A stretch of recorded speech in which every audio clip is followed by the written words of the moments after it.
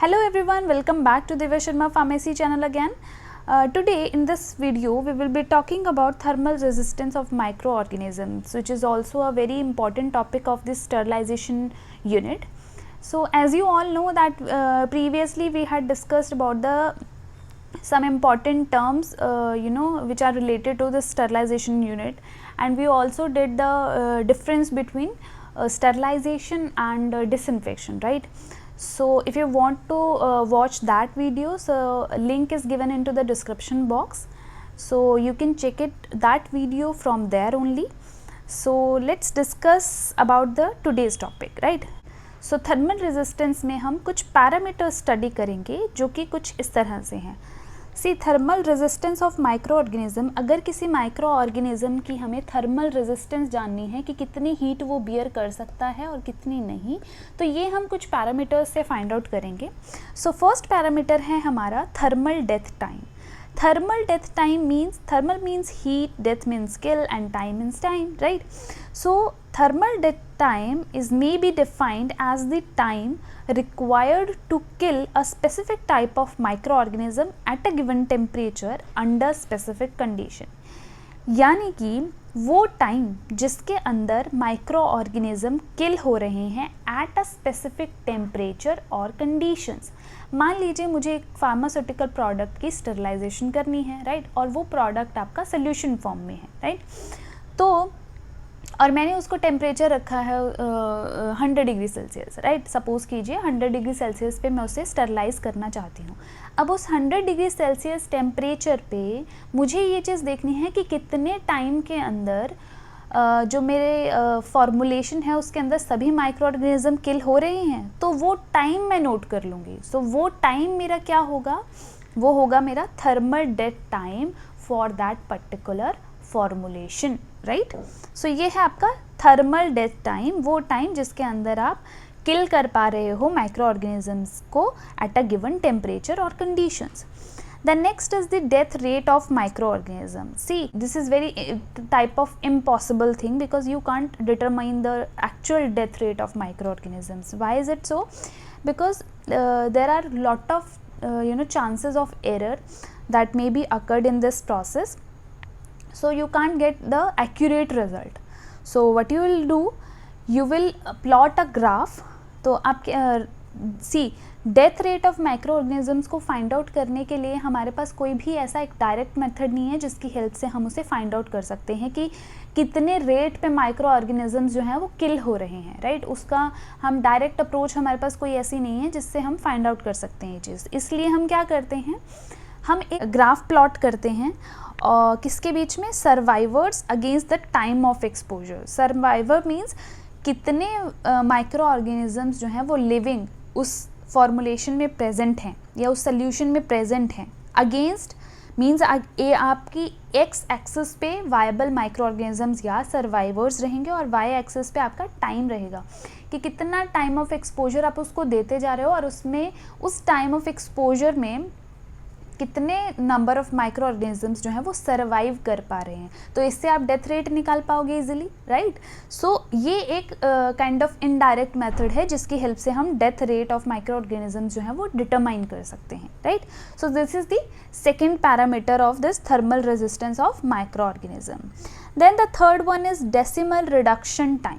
Now what is this D value, decimal reduction time. So it is defined as the time in minutes required to reduce the number of viable organisms by 90%, right. ये वो time है जिसके अंदर आपके product के अंदर viable micro organism 90% तक reduce हो जाते हैं, right. Now the order of the death of micro organisms can be calculated by the following formula, right. So there is one formula given here, k is equal to 1/t log n naught minus log n, right. In this, k is your constant which has some specific value. 1/t T is the time. Actual में आपको क्या निकालना है, आपको time ही निकालना है कि किस टाइम पे आपके जो लिविंग ऑर्गेनिज्म है किसी भी प्रोडक्ट में वो 90% तक रिड्यूस हो पा रहे हैं। सो एक्चुअल में आपको टी निकालना है, राइट। तो यहाँ से ये चीज़ समझिए, के कांस्टेंट है, टी टाइम है जो कि आपको निकालना है। log n नोट क्या है, ये है नंबर ऑफ ऑर्गेनिजम्स लिविंग और viable in the beginning of the time interval. जब आपने स्टार्ट किया, जस्ट स्टार्ट किया, ठीक है, तो कितने number of micro organisms living थे, राइट। तो ये चीज़ हुई आपकी log n नॉट। और log n क्या हुआ, ये एंड टाइम पे जब आपका प्रोसेस पूरा ख़त्म हो गया है, इंटरवल मीन्स एंड में कितने नंबर ऑफ ऑर्गेनिजम्स जो हैं वो लिविंग बचे हुए हैं, right. So this is the n। Then 90% reduction in microorganisms, the equation can be written as. जब 90% रीच हो जाएंगे तब क्या होगा, k is equal to 1/t हमारे पास बचेगा। तो इसको अगर हम k को अगर हम उधर ले जाएं और t को इस साइड ले आएं, बिकॉज अल्टीमेटली हमें t ही निकालना है, so t is equal to 1/k। Here time t is defined as the decimal reduction time which is called the d value, right? So t क्या है यहाँ पे, d है, तो हमने replace कर दिया t को d से, d is equal to now 1/k. Now the value of d can be found out by calculating the value of k from the graph of logarithm of the number of surviving organisms against time of exposure. So इसके लिए एक logarithm दिया होता है, उसमें आप वो जो है वैल्यू आप वहाँ से उसकी कैलकुलेट कर सकते हो with the help of value of K, right. So ये है आपका thermal resistance of micro organisms, right. Now coming to the factor affecting the thermal destruction of micro organisms. क्या क्या चीज़ें अफेक्ट करती हैं thermal destruction of micro organisms को। First is pH. हर एक माइक्रो ऑर्गेनिज्म अपनी एक अलग पीएच रखता है और अपनी एक अलग पीएच पे ही सरवाइव कर पाता है, ना ही उससे ज़्यादा ना ही उससे कम, राइट। तो ऐसा देखा गया है कि मेजॉरिटी ऑफ माइक्रो ऑर्गेनिज्म या most of the microorganisms are resistant to the heat of pH of 6 to 8, right. तो 6 to 8 तक वो अपनी रेजिस्टेंस शो करते हैं। सो इसलिए हम क्या करेंगे, हम एसिडिक सोल्यूशन यूज़ करेंगे या अल्कलाइन सोल्यूशन यूज़ करेंगे, बिकॉज हमें तो उनकी फेवरेबल कंडीशंस नहीं देखनी है ना, हमें क्या देखना है कि हम इजीली उसको स्टरलाइज कर पाएँ। So we use acidic and alkalinic solutions. Then we have protective substances. See it is desirable that the glasswares and equipment should be thoroughly cleaned before sterilization. Obviously sterilization करने से पहले आप glasswares को अच्छे से साफ़ करोगे ताकि उस पर कोई माइक्रो ऑर्गेनिज्म ना हो और फिर कंटेमिनेशन ना हो फर्दर आपके प्रोडक्ट में। सो ये इंपॉर्टेंट पैरामीटर है। And then next is antibacterial agent. अगर आप स्टरलाइजेशन के दौरान एंटीबैक्टीरियल एजेंट्स डालते हो तो उससे एक फ़ायदा ये होता है कि जो स्टरलाइजेशन टेम्परेचर है वो रिड्यूस हो जाता है। सपोज़ अगर स्टरलाइजेशन हो रही है, जैसे यहाँ पे एग्जांपल दिया है 115 डिग्री सेल्सियस पे, तो वो रिड्यूस हो जाएगी 100 डिग्री सेल्सियस पे। तो इस तरह से हम अपने जो थर्मोलबाइल सब्सटेंसेस हैं, जो हीट की वजह से ख़राब होने वाले सब्सटेंसेस हैं, उनको प्रिवेंट कर सकते हैं, प्रोटेक्ट कर सकते हैं, राइट। सो ये इम्पॉर्टेंट है इसके अंदर। And then inhibitory medicaments. Inhibitory medicaments means there are certain medicaments which when converted into solution and harmful to the microorganism. This is due to the pH in certain cases or it may be due to the toxic effect of the medicament itself. कई बार क्या होता है, medicament का ही अपना pH change हो जाता है। सो ये भी एक इम्पॉर्टेंट पैरामीटर है इसका एंड कह सकते हैं फैक्टर है। The next important factor is the inactivation factor of the process. Here D value is basically involved. So what is this inactivation factor? Is the degree to which the viable population of organism is reduced and it is obtained by dividing the viable count by the final viable count, right?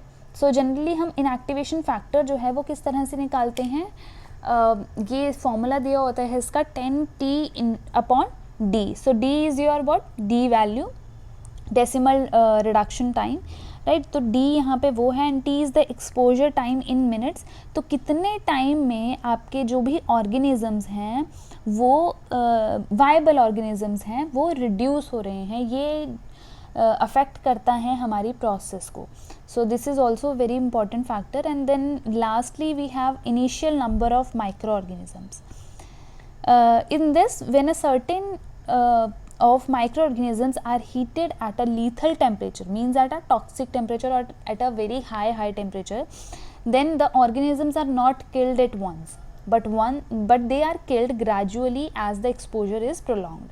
Obviously, because अगर आप मान लीजिए किसी आप कि formulation को आपको sterilise करना है एंड आप कंटिन्यूसली आपने बहुत हाई टेम्परेचर पे उसको हीट कर दिया है और आप सोच रहे हैं कि वो स्टरलाइज हो गई है बिकॉज आपने पहले ही उसको बहुत ज़्यादा टेम्परेचर दिया है, तो ऐसा नहीं हो पाता है.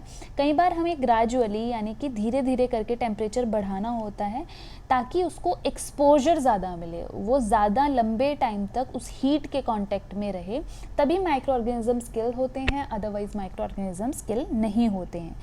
So this is also a very important factor of this thermal resistance of microorganisms, and that's all about this topic. I hope you understand this topic very well, and if you have any query, just let me know into the comment section. Thank you so much for watching. Keep watching my videos.